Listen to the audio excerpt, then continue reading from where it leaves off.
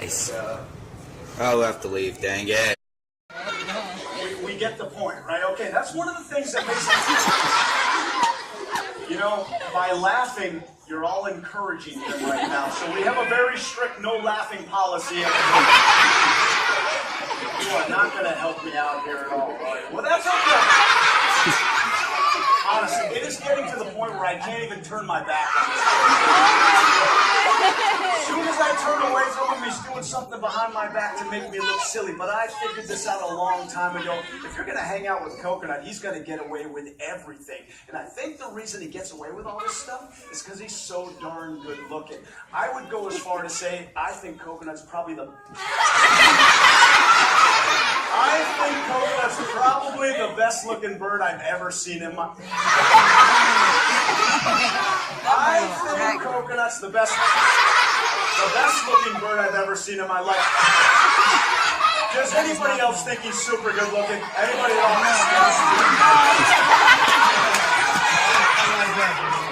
I was pretty sure I wasn't the only one that felt that way. Well, I will level with you guys. I don't know if you've been watching me really carefully, but I've been cueing Coconut to do most of his behaviors. This one, I didn't tell him to do that one. He's just having a good old time at my expense. But most of the cues... I almost cued that one. Here's the cue for that. You'll see it real clearly.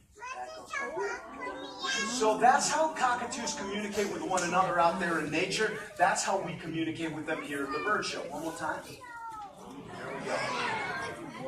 It's all through body language, and body language can help a bird like this survive in nature. Hanging out in a very large flock can help a bird like this find a food source, can also help them watch for predators in the wild. If they're not paying attention out there in nature and there's a predator around, it ain't looking real good for them, guys. You gotta be paying attention in order to survive out there in the wild. Okay. We are going to fly Coconut around the theater here, guys. You're going to get up close and personal with our most popular bird, and we will start here on the end, guys. So be prepared. Don't forget, I do ask you to please keep your hands down. He will get super low, so be prepared for this. Dang, you got away. You guys enjoy that? Is that all right? Okay. Would you like to see that? You'll do that for me one more time. I'm pretty sure. Okie dokie then. Well, you'll do it for them, right? Yeah. Not for me, but for you guys, anything. Here we go.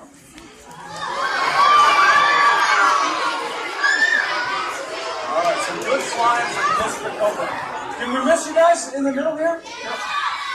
All right, we're going to do it one more time. We don't always do this, but I figure let's have some fun. Let's see if Coconut will fly for us one more time. Check out those crest feathers right there. It's an exciting day. Focus. Third time's a charm. Very good job from Mr. Coconut. Thank you very much. Unfortunately, my friends, it is time for Coconut to go. But sad stuff. But before he leaves, he's going to make sure to wave to all of his fans before he goes. That right there is one very, very special bird. That's Coconut, everyone. He is a sulfur-crested cockatoo. Thank you very much.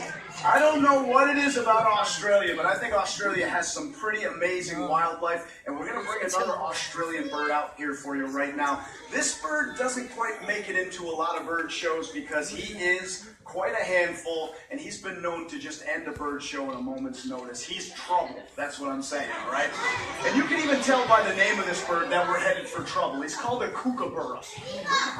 Well, I think it's a funny name, but it even goes further than that. He's called a laughing kookaburra, and he's right over there. We just call him Ringo, and Ringo will hopefully join us.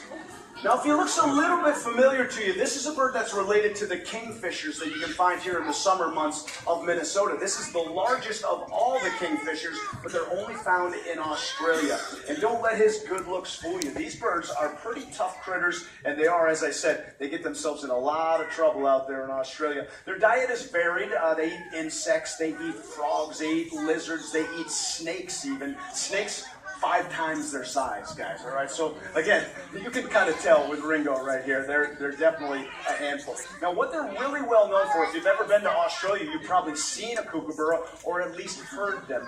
They're very famous for their call, and we're gonna see if Ringo will make a little bit of noise for you out here while he's hanging out with us on stage. He doesn't look quite in the mood, and you never make him do anything he doesn't want to. But we're gonna try it right now. We're gonna make some noise with the kookaburra, the laughing kookaburra. And we're going to start off with one of my friends backstage, making a little bit of a racket.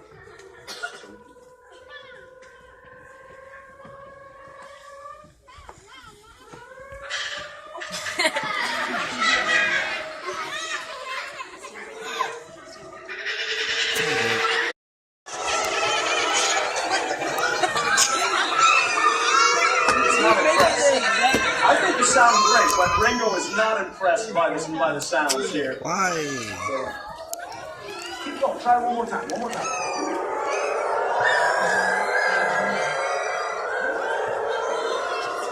Dang. We're going to show you a type of hawk that you can find in the United States of America. If you want to find it in the U.S., though, you have to head down to the desert Southwest. That's where you might find a bird called a Harris's hawk. He's coming from behind me right over here. We call him Bowie, but the type of bird he is, Harris's hawk, also called a bay-winged hawk, and he's coming to a hairdo near you very, very soon. Yes, you got to be on your toes. Especially. Bowie is about 8 years old now. And Bowie here used to be a little bit shy to fly over our visitors, but as you can see, he is getting to be a very low-flying bird. And we're going to see where he's going to go right now. He's a little bit off track. I'm going to get one of my friends from the backstage crew to come on out here. Oh, no, you don't need to. He figured it out himself. Harris hawks actually are thought to be one of the most intelligent birds of prey in the world. And I fully agree with that. He just corrected himself right there. He went off track a little bit, and he just corrected his own routine. So that's how smart Bowie is right there. Now, it's one of the many kinds of animals on this planet that is well adapted for life in the desert. The desert is not an easy place to survive, but a bird like this can survive just perfectly well.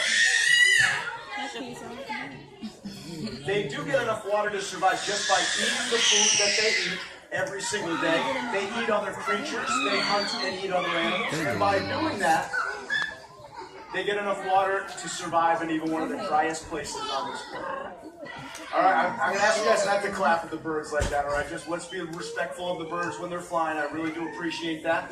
Harris hawks, again, their intelligence is world-renowned. Some people do consider them to be the most intelligent.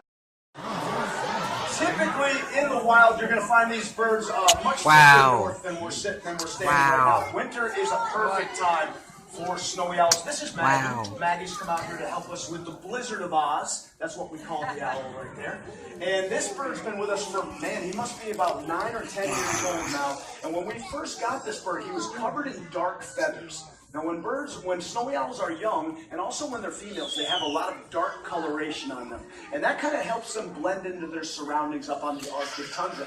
No trees to nest in on the tundra, so their nests are right on the ground amongst the rocks, the dirt, and the blowing snow of the Arctic tundra. So that is perfect camouflage for a bird that spends his life in a very cold environment. Now, it gets pretty darn cold here in Minnesota. That's why you can see snowy owls here. During a typical winter, we will get some snowy owls visiting us down here in Minnesota from the Arctic tundra. That's okay.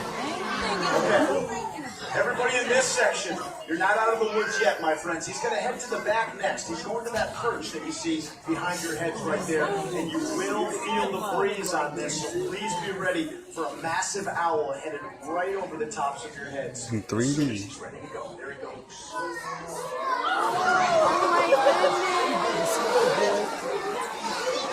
The reason that is my favorite part of the show is you should see the expressions on your faces as that bird comes right over your head. For me, it just doesn't get any better than that. And if I can feel the breeze down here, I can't see. This is how owls hunt in nature. They sit on a perch very quietly. They look and they listen. They're looking for any little movement. They're listening for any little sound. If this owl right here were to think that he saw or even heard a small creature like a mouse, he would pounce. And then if the owl is lucky and the mouse is not, the owl gets to take that mouse right out to lunch. That was our year. Rousey. Rousey is the eagle. That's a bald eagle. And I'm pretty sure I know the answer to this, but I'm going to ask it anyway. How many of you, by a show of hands, have seen a bald eagle in the wild before? Very cool, guys. Me too. And when I was the age of most of the kids in this room, I didn't see many bald eagles in my day-to-day life. It took me until I was about 25 years old before I saw my first wild bald eagle. These birds were in big-time trouble not that long ago. They were an endangered species in danger of extinction, in danger of disappearing forever in the lower 48 states here in the United States of America. But as you know, bald eagles did not disappear. Today, bald eagle populations are doing superior. They're doing great. Minnesota has one of the largest bald eagle populations in the entire United States of America. Only Alaska has more than we do. You can see a bald eagle any day of the year here in Minnesota. So keep your eyes peeled. You don't want to miss them. They are out there to be seen, and we share our backyards with some incredible creatures. So keep your eyes peeled, guys. You share your backyard with our national symbol. That's the bald eagle. That is Rousey. And this is Laurel. Thank you very much, Laurel. You're doing great. It's a pretty